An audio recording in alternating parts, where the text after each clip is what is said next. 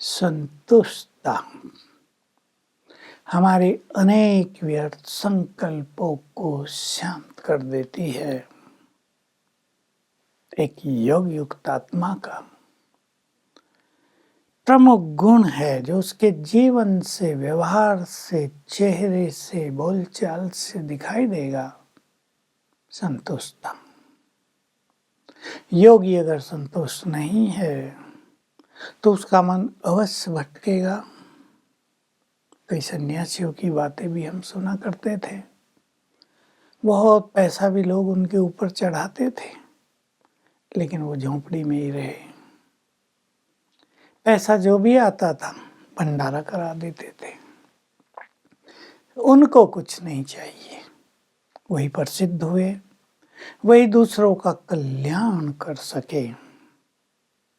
और जिसके मन में इच्छाओं का उबाल आता रहता है, ये चाहिए, ये चाहिए, जिसकी इच्छाएं कभी शांत ही नहीं होती, कभी खान पान की इच्छा, कभी पहनने की इच्छा, कभी इलेक्ट्रॉनिक्स के साधनों की इच्छा, सुंदर घर में रहने की इच्छा, प्लेन से यात्रा करने की इच्छा। इच्छाओं के तो 100 प्रकार हैं। इच्छाओं का फैलाव मन को कमजोर कर देता है। जो मनुष्य संतुष्ट नहीं है वो लोभी हो जाता है। कहावत आपने सुनी होगी, लोभी नर कंगाल है, दुख पावत दुख लेत। दुख देता भी है, दुख लेता भी है, और वो कंगाल ही है सचमुच।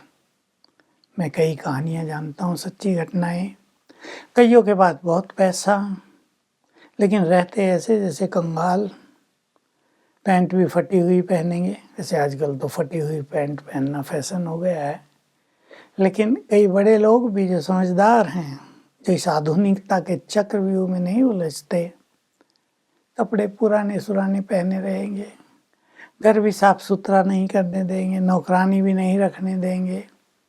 लोग भी रहते हैं, पैसा बचाओ, पैसा बचाओ, कमाओ बहुत लेकिन बचाओ बहुत। इससे कोई फायदा नहीं होता है। मनुष्य क्यों कमाता है? परिवार को, स्वयं को सुखी रखने के लिए। तो हमें लोभ के वश नहीं होना है। देखिए, एक है इच्छाएं, दूसरी होती हैं आवश्यकताएं। आवश्यकताएं तो जो हैं वो हैं। अभी आपको कोई बीमारी होगी, आपको दवाई की आवश्यकता है। ठंडी बढ़ गई, आपको गर्म कपड़ों की आवश्यकता है।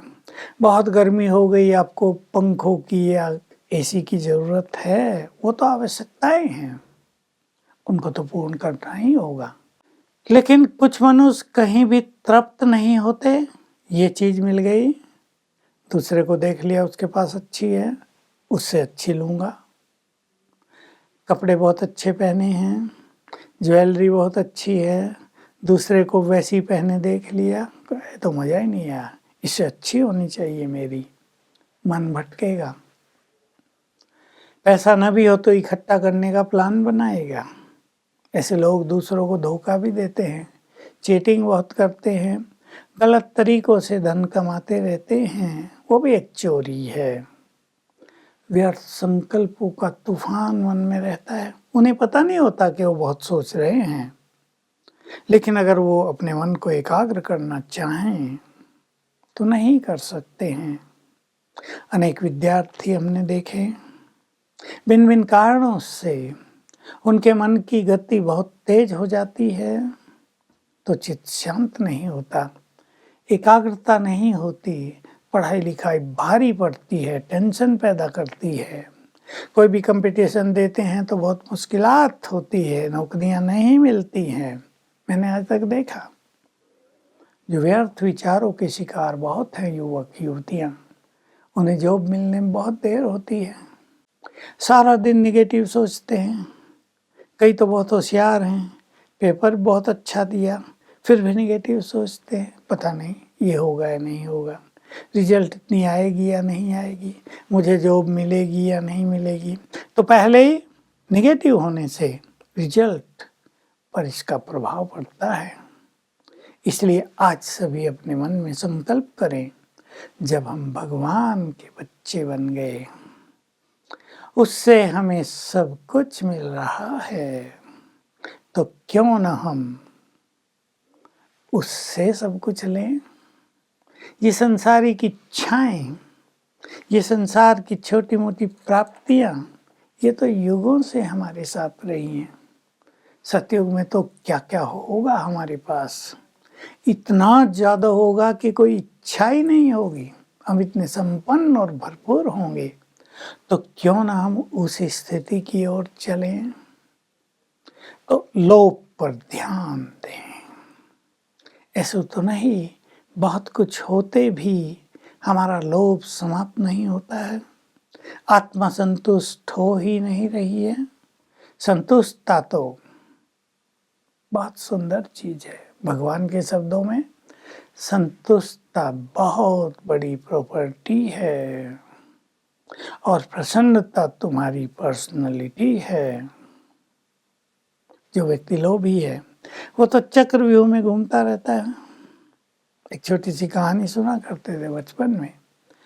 पड़ोस में दो के मकान थे साथ साथ। एक बहुत शांत था, दूसरा अपने काम धंधों में ज़्यादा व्यस्त रहता था।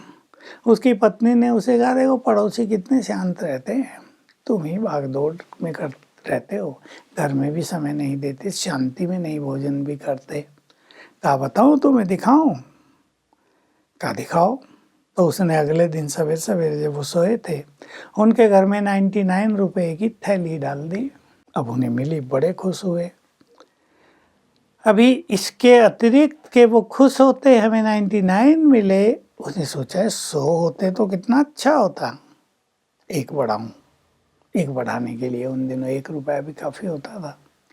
मेहनत शुरू कर दी, 100 हो गए। अब लोभ चालू हुआ कि 100 से क्या होगा, 200 तो होने चाहिए। चालू हो गया, 200 आ गए, 500 होने चाहिए। तो फिर उस पड़ोसी ने अपनी पत्नी को कहा, भी देखो मिलते हैं घर में। भागदौड़ शुरू हो गई ना। ये लोभ है, ये मनुष्य को चैन से बैठने नहीं देता। और जो व्यक्ति इस लोभ के चक्रव्यूह में फंस गया, उसको बाहर निकलना बहुत कठिन होता है। केवल जो भगवान के बच्चे बन गए, जिन्होंने ईश्वरीय प्राप्ति के बाद अपने चित्त को शांत और संतुष्ट कर लिया, वे इस लोभ से मुक्त होकर अपने को शांत कर सकते हैं।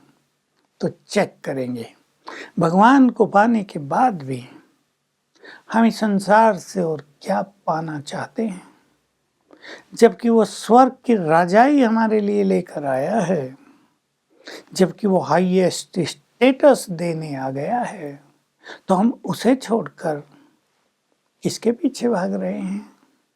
जो तृष्णाएं हैं, जहाँ से आत्मा तृप्त होगी नहीं, जो व्यर्थ संकल्पों को बहुत जन्म दे रही है, तो हम अपने स्वमान को बढ़ाएं। मैं भरपूर आत्मा हूँ, संपन्न हूँ, मैं तो दाता हूँ, देने वाली हूँ, इष्ट देव इष्ट देवी हूँ। मेरा दर्शन करके ही अनेकों की मनोकामनाएं पूर्ण हो जाती हैं। मुझे मांगने का हाथ तो फैलाना ही नहीं है। मैं अपने मन से इच्छाओं को कम करता चलता हूँ, कम करती चलती हूँ। एक लक्ष्य बना लें, धीरे धीरे आप 6 मास में अनेक इच्छाओं की गुलामी से मुक्त हो सकते हैं। तो कर्मेंद्रियों के रस भी समाप्त हो जाएंगे, और इस कारण जब इच्छाएं कम होंगी, जो हमें अच्छा नहीं बनने देती, जो हमारे चित्त को एकाग्र नहीं होने देती, जो हमें परमात्म सुख का अधिकारी नहीं बनने देती, वो कम हो जाएंगी। तो मन में सुंदर संकल्प उठेंगे, और हमारे मन में उठने वाले सुंदर संकल्प यही होंगे, मुझे तो भगवान से सब कुछ लेना है, मुझे तो स्वर्ग की राजाई चाहिए, इससे कम कुछ नहीं चाहिए। मैं तो नर से श्री नारायण, नारी से श्री लक्ष्मी ही बनूंगी, इससे कम पद मुझे स्वीकार नहीं, चाहे मुझे कितनी भी तपस्या करनी पड़े। इस तरह के सुंदर विचार उनके मन को नई दिशा देंगे, उमंग उत्साह में रखेंगे, व्यर्थ से मुक्त रखेंगे, ओम शांति।